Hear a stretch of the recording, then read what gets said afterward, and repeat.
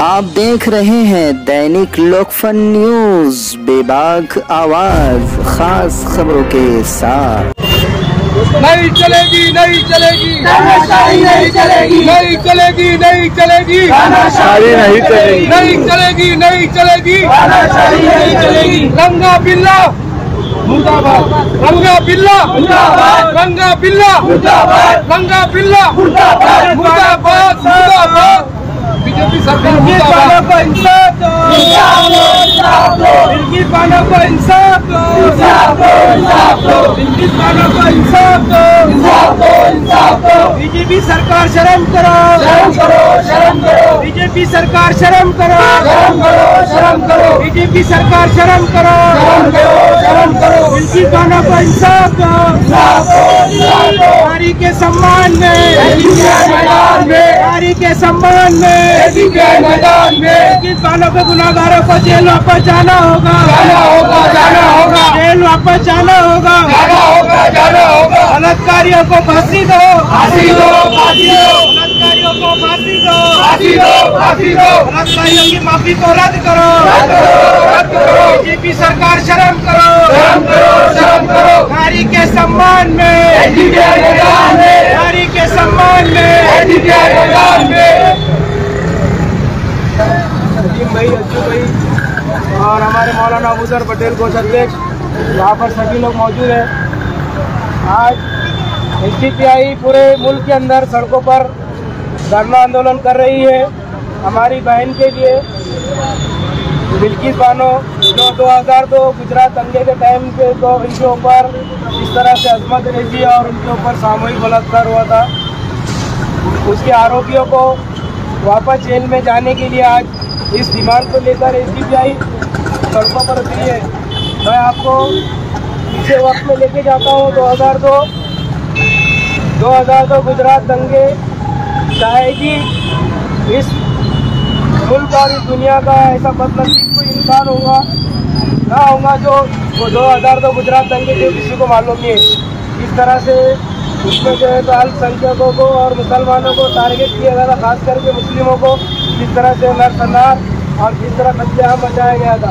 उसी में से हमारी एक बहन बिल्किस बानो जो अपनी जान बचाकर वहाँ से भागने की कोशिश कर रही थी अपने परिवार के 13 सदस्यों के साथ, उसको एक गंदी मानसिकता वाले और एक संगी मानसिकता वाले टोलियों ने जो है तो उनको घेर लिया और घेर के उस बिल्किस बानो के ऊपर अत्याचार किया। वो बिल्किस बानो जो 5 महीने की एक प्रेग्नेंट महिला, उसके ऊपर इस परिंदों ने, इन नरभक्षियों ने बलात्कार किया। वो चीख चीख कर इन बलात्कारियों से गुहार लगाती, वो बोलती चाचा मुझे छोड़ो, मुझे जाने दो, मुझे छोड़ो। पर इन नरभक्षियों और इन गंदी मानसिकता वाले संगियों के दिल में रहम नहीं आया। ऐसे जिन्होंने और नरभक्षियों को आज बीजेपी हुकूमत का पूरा प्रोत्साहन मिला हुआ है, आज इनको पूरा बैक सपोर्ट मिला हुआ है। इनको बीजेपी गवर्नमेंट ने, गुजरात गवर्नमेंट ने 15 अगस्त को इनकी माफ़ी को, ये उम्र कैद की सज़ा काट रहे थे, इनकी माफ़ी को रद्द कर इनको रिहा किया। और इनको रिहा करने के बाद में ये गंदी मानसिकता वाले, ये विश्व हिंदू परिषद और संघी मानसिकता वाले लोग इनको बाहर आने के बाद हार पिलाते हैं, इनको मिठाई खिलाते हैं, ये इन हरामियों को। बिस्मिल्लाहिर्रहमानिर्रहीम।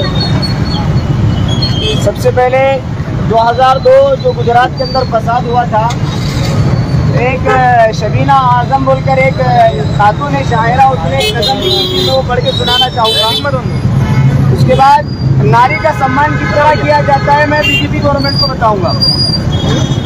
सबसे पहले ये कि खून में डूबा अमन का पैकर देखा है, खून में डूबा अमन का पैकर देखा है, जख्मी जख्मी एक कबूतर देखा है, जलती हवेली जलता छप्पर देखा है, हाँ मैंने गुजरात का मंजर देखा है। नाम मेरा मजलूम है, मैं एक लड़की हूँ, जो देखा है मैंने वो बतलाती हूँ। घर घर आग लगाई है गद्दारों ने, घर घर आग लगाई है गद्दारों ने, इज्जत लूटी धर्म के ठेकेदारों ने, धरती पर शैतान का लश्कर देखा है, हाँ मैंने गुजरात का मंजर देखा है। शर्म से गर्दन खम कर दी हैवानों ने, शर्म से गर्दन खम कर दी हैवानों ने, ऐसा घिनौना खेल रचा है इंसानों ने। कोई दरिंदा भी न करे वो काम किया, माँ के पेट से बच्चा चीर के मार दिया। मासूमों को तलवारों पर देखा है, हाँ मैंने गुजरात का मंजर देखा है। आईनों की ताक में सब पत्थर दिल थे, वर्दी में भी मासूमों के कातिल थे। बच्चे पीर जवानों के सर काट दिए, इंसानों के खून से दरिया बांट दिए। आंखों ने लाशों का समंदर देखा है, हाँ मैंने गुजरात का मंजर देखा है। जिसने देखा मंजर आग उगलता हुआ, जिसने देखा घर वालों को जलता हुआ, लेके शोले वो भी न निकल आए कहीं, रुख तस्वीर का उल्टा हो जाए न कहीं। शीशे की आंखों में पत्थर देखा है, हाँ मैंने गुजरात का मंजर देखा है। ये 2002 की मंजर कशी थी, एक शायरा ने अपनी जुबान में इसको खींचा है। लेकिन बीजेपी गवर्नमेंट बेटी पढ़ाओ बेटी बचाओ, महिला की और नारी की शक्ति, उनकी हिफाजत की बात करती है। लेकिन मैं कुछ झलकियां बीजेपी गवर्नमेंट को बतलाना चाहता हूं। निर्भया का रेप होता है, बीजेपी गवर्नमेंट बलात्कारियों को बचा लेती है।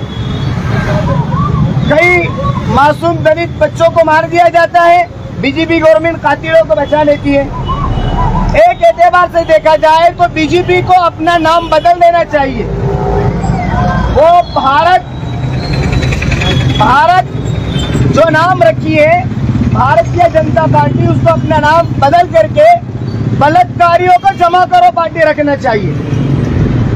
क्योंकि जितने भी बलात्कारी इस मुल्क के अंदर है वो सारे के सारे आरएसएस और बीजेपी से ताल्लुक रखने वाले हैं।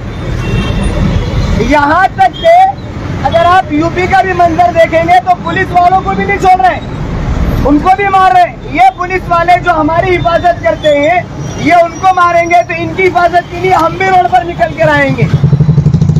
ये आरएसएस मानसिकता रखने वाली कौम, इन लोगों को चाहिए कि ये लोग आरएसएस वालों को अब रुक जाना चाहिए।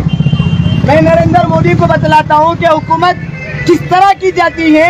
महात्मा गांधी ने जो कहा था कि अगर तुमको इस मुल्क के अंदर अमन और शांति के साथ हुकूमत चलाना है तो अबू बकर और उमर के तरीके पर चलाना पड़ेगा।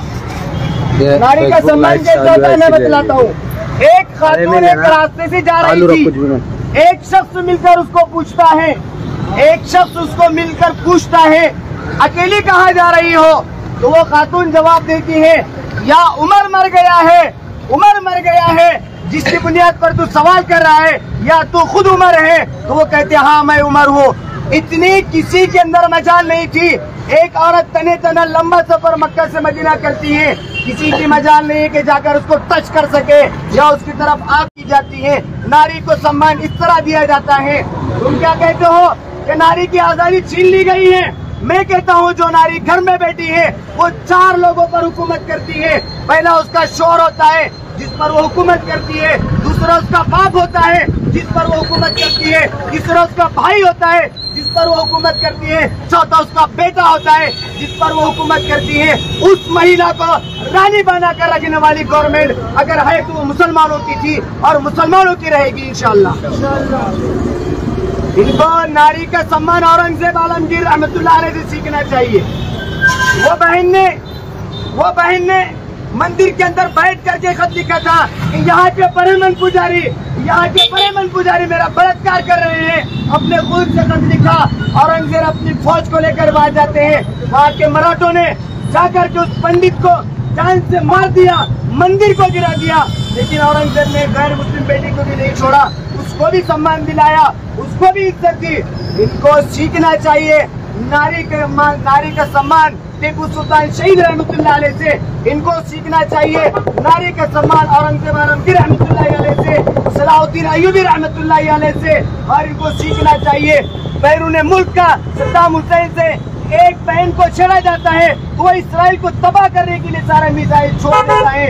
इनको सीखना चाहिए कि नारी का सम्मान कैसे किया जाता है। सिर्फ बोल वचन से नारी का सम्मान नहीं होता है। इसलिए मैं आप लोगों को मुबारकबाद देता हूँ कि जब भी मुल्क के अंदर जुल्म और बर्बरियत उठती है, तो मैं आप लोगों को देखता हूँ कि आप लोग मैदान में आते हैं, आप लोग सड़कों पर आते हैं और उनको इंसाफ दिलाने का काम करते हैं, चाहे वो कोई भी कास्ट के हो, चाहे वो कोई भी धर्म से ताल्लुक रखते हो। इसलिए आपका नारा मुझे बड़ा पसंद आया। एसडीपीआई का नारा है हर मजलूम हमारा है, जो भी आप लोग लगा रहे थे। अगर इस तरीके से आप लोग बढ़ते रहे तो वो दिन दूर नहीं होगा कि मुल्क का हर एक इंसान, चाहे वो कोई भी कास्ट का हो, वो आपसे जुड़ जाएगा, आपके शाना बशाना चलेगा और आप जो इंसाफ और अमन कायम करना चाहते हैं उसके अंदर इंशाल्लाह सारे के सारे शरीक रहेंगे। हम भी सारे हिंदुस्तानी नागरिकों से ये अपील करते हैं कि आइए, वक्त आ चुका है कि आप हिंदुस्तान के संविधान को बचाने के लिए एसडीपीआई के कांधे से कांधा लगा करके मैदान में आइए, सियासी मैदान में आगे बढ़िए। अगर आप लोग आगे बढ़ते हैं, एसडीपीआई की ताकत बनते हैं, तो वो दिन दूर नहीं है कि बीजेपी को फिर उनके मुल्क ईरान वापस जाना होगा, यहाँ के ब्राह्मणों को फिर उनके मुल्क ईरान वापस जाना होगा, यहाँ के आरएसएस सोच रखने वालों को फिर उनके मुल्क ईरान वापस जाना होगा।